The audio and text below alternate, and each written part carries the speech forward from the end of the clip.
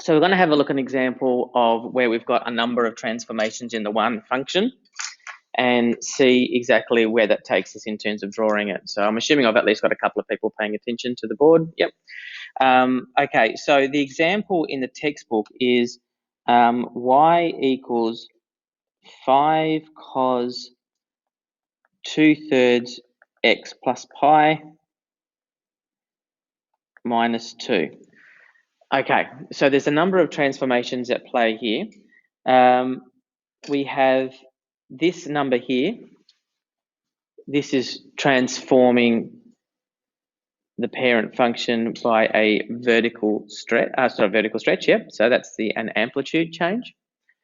We've got the 2/3, which is a horizontal stretch. It affects the period of the function. We've got the plus pi, which affects where the graph is placed. It's a horizontal translation by negative pi. And we've got the minus 2 here, which affects the graph's vertical placement. So it's a vertical translation. So what we do is we need to take a consideration of all of these particular transformations in order to see basically where the graph, we know that the graph of a cosine function, or we should do, if drawn according to its standard parent graph, is sort of like that. That's 2 pi and that's 0. So it's periodic over 2 pi. It starts off at 1, ends off at 1, and in the middle it goes down to -1. Very badly drawn by me there, but goes down to -1, and a quarter of the way through it hits 0 there and there. So that's the parent graph, and we need to see exactly what happens when we apply each of the transformations. So what I tend to do is I tend to do a little bit of bookwork first to figure out some of the values like the maximum and minimum value and so on, just to get a feel for where the graph is going to be placed. And then I work out some of the more finer details as I'm drawing the graph. So I'm going to start by looking at the amplitude and seeing what effect does the amplitude have on the graph. So I know that the amplitude of the graph is 5 because it's 5 cos blah, blah, blah. Even if it was -5 cos, the amplitude would still be 5, by the way. The negative just makes it a reflection. But it's not, it's +5. So amplitude is 5.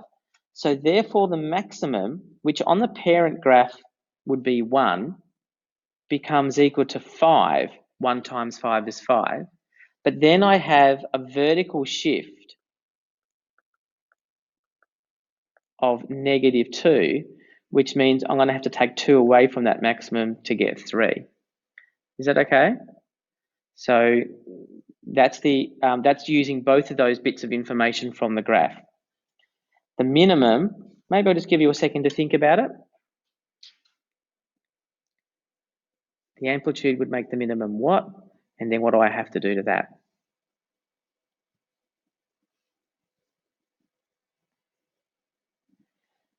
Okay. Did you get -6? Good, because it's not. The minimum would be -5 if there weren't any vertical shift, but there is a vertical shift of -2, so it's -7.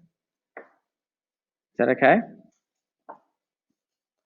Now, this is another thing we're going to consider as well, and it's the midpoint between those two. So the midpoint normally is 0. If I multiply 0 by 5, I get 0. Hooray! But I've got a vertical shift of 2, so my midpoint is now -2. So this represents the midpoint of that wave. So if you look at slide 2 again, this bit here would be, I know I've drawn a bad graph, but this bit here would be the midpoint of the parent graph, this x-axis. So effectively, everything has shifted down by 2 units and the graph has stretched by 5. So in slide 4 here, I'm going to just start drawing the graph. This is where things are going to get a bit interesting with my drawing skills. So I'll sketch, I better not do it that far over. I'll sketch the axes. And right now, all I'm going to do in blue is I'm going to draw in that maximum and minimum line. So the maximum is at 3. So I'm just going to draw that in here.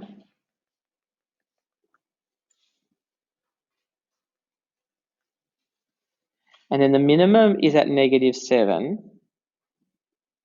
Oh, this is going to be horrible again, isn't it? I've drawn that up too high. I'll just go down a bit further. That's a bit ambitious. There we go, maybe here. So there's 3.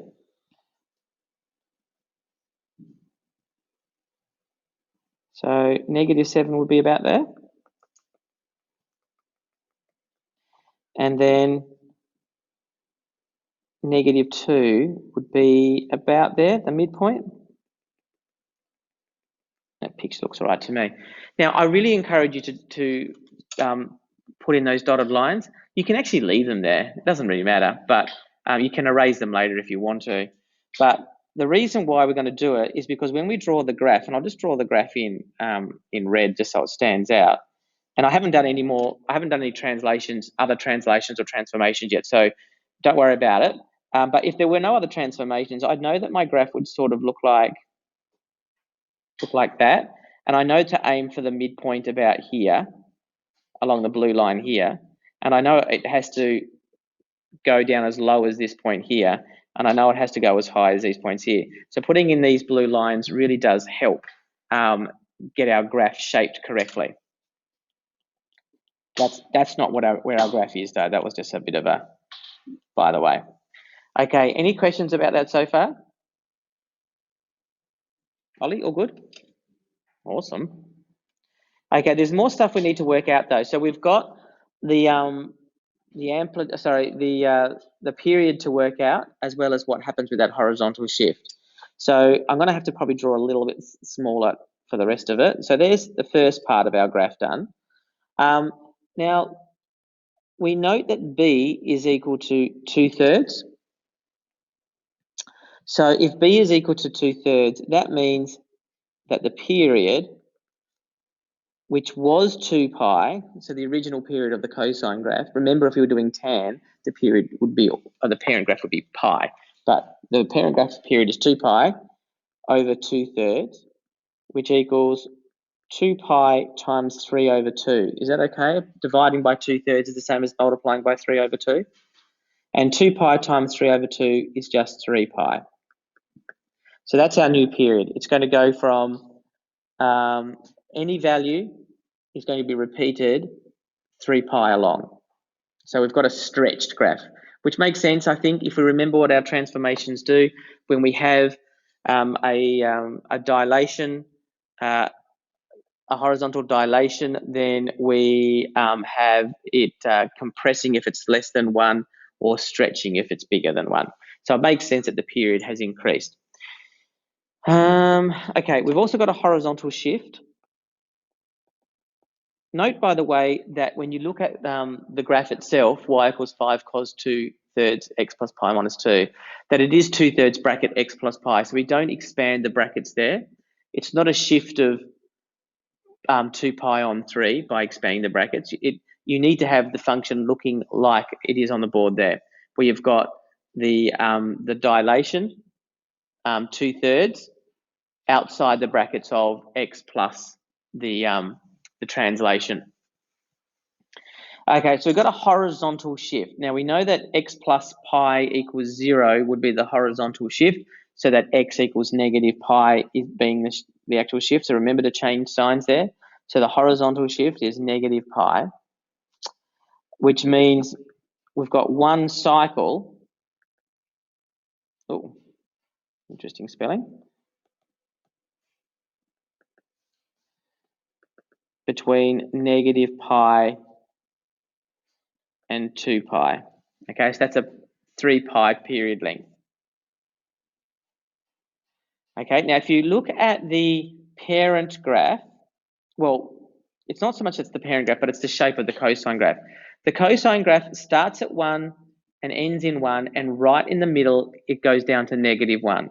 So if it's cycling between -pi and 2 pi, the midpoint has to be right in the middle of that.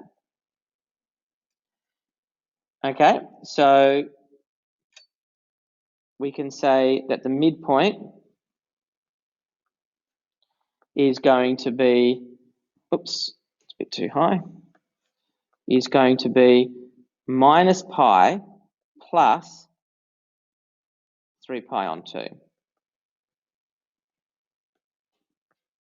In other words, I've just halved the period length. The period length was 3 pi, is 3 pi, so half the period length has to be half of 3 pi, which is 1.5 pi or 3 pi on 2. So the midpoints from the starting point of the cycle of negative pi is equal to pi on 2. So minus pi plus 3 pi on 2. There's a fair bit of fraction work there. So if your fraction knowledge is dodgy, I might be losing you. So just ask about that. Okay, so having a look at the graph, I now have something like this. I'll do it in black, I think. I've sort of like got minus pi there, minus pi on 2 pi here. So 2 pi here, something like that. I'm just trying to keep my scale about right. It's not perfect, but it's about right. Okay, I also worked out from the midpoint that pi on 2 is where it's got to go down to its minimum. So pi on 2, about there, which means I now have some critical points. I've got negative pi is where it's going to be the maximum. Pi on 2 is where it's going to be a minimum. And 2 pi is where it's going to be a maximum again. So that's cool. Now, again, I'm going to rub this out in a second. So we kind of know that it's going to be sort of like a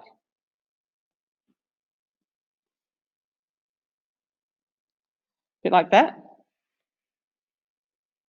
But I'd like to make that a little bit more accurate if I can. But that's roughly what we're aiming for.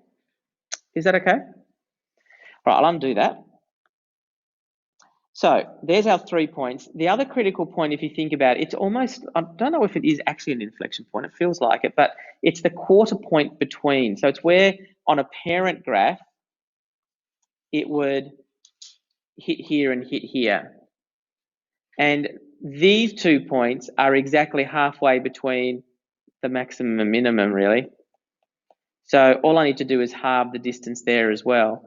So I just need to add half of 3 pi on 2. So I have to add 3 pi on 4.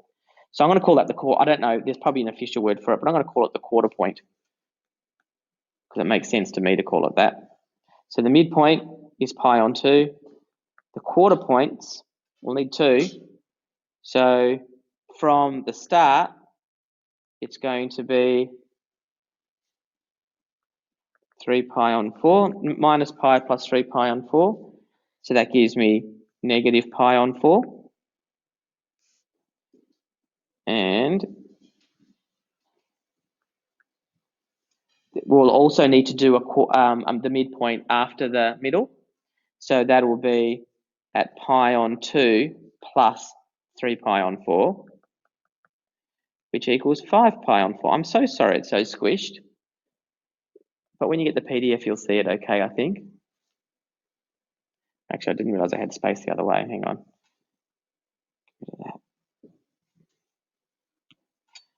Equals 5 pi on 4. Is that okay? So this, because it's the start, and this, because it's the middle. So all I'm doing is I'm saying, where's the next critical point? Well, it's 3 pi on 4 from the start and 3 pi on 4 from the middle. Okay, so on our graph, we now have this point here,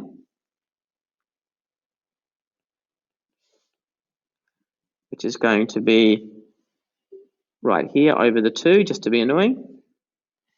And it's going to be 5 pi on 4, which is just over pi. So we'll have to go pi on 2, pi on 4 is about there.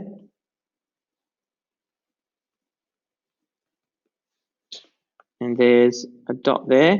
And that gives us something to aim for, really. So we're sort of going to be sort of scooping upways to the red point and then through here and the other way around is we're going to be sort of zooming down to this point and then through to here like so. It's a bit wobbly, but that's basically it. Now that's just one cycle. Now if it tells you to go between minus 2 pi and 2 pi, then you're going to have to repeat this cycle and work out the other points, maxima, minima, and midpoints as you go along. But I'm just going to graph a cycle at this stage. The other things that are missing here, I'm going to circle in green, and I'm going to leave it as an activity for you to do. But this one, and this one should all be identified. Okay, so I'm just going to put a note here.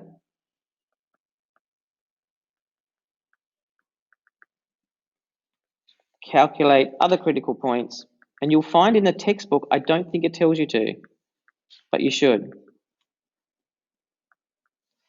as usual. Okay, so for example, to work out the y-intercept, what do we need to do?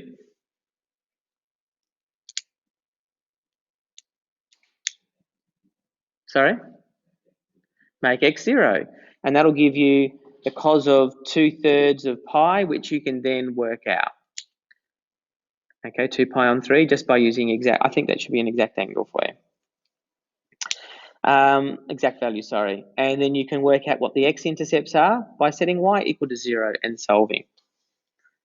Okay, so in a test or the exam, those numbers would work out nicely.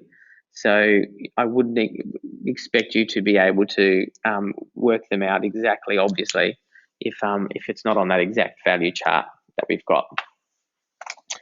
So that's basically it. That's just one cycle. And again, you need to extend the graph to the endpoints if you're asked to do it between minus 2 pi and 2 pi or something like that, which I haven't done there. Does anyone have any questions about that? Is that clear as mud? That's a shame. I was hoping it'd be clearer. But you can just have a go at yourself doing some of those combined transformations. Even if you haven't finished the work beforehand, please go on to exercise 13K and just do maybe every second question or something. I think it's important for you to be able to observe a graph and see what the transformations would be, and then be able to take a function and determine exactly what the graph should look like. So do that, and again, use your graphics calculator to confirm your answers roughly to make sure you're going okay. If you think you're pretty confident with exercise 13K, please look ahead to the modelling stuff. It'll only benefit you and make Thursday's lesson a lot easier for you in the end.